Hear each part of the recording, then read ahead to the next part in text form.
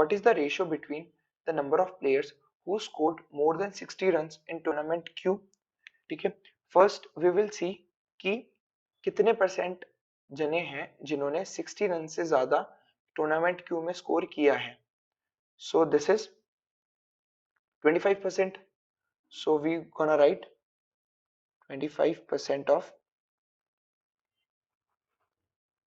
300 ratio to the number of players who scored less than or equal to 20 runs in tournament Q and R together.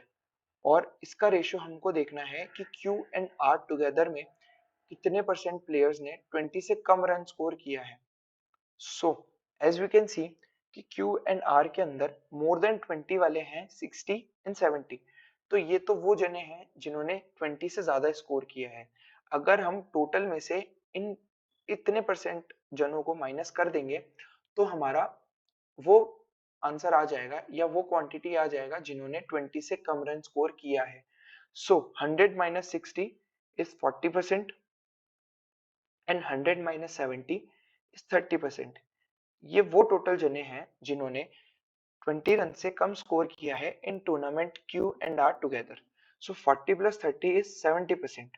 So 70% of 300 हमको इसका ratio निकालना है. So this 300 will get cut off and 25 ratio 70 will be there. So this will cut with 5 again. So 5 5s are 25 होगा and this will be 14. So hence we can say that option B is our correct answer for this question.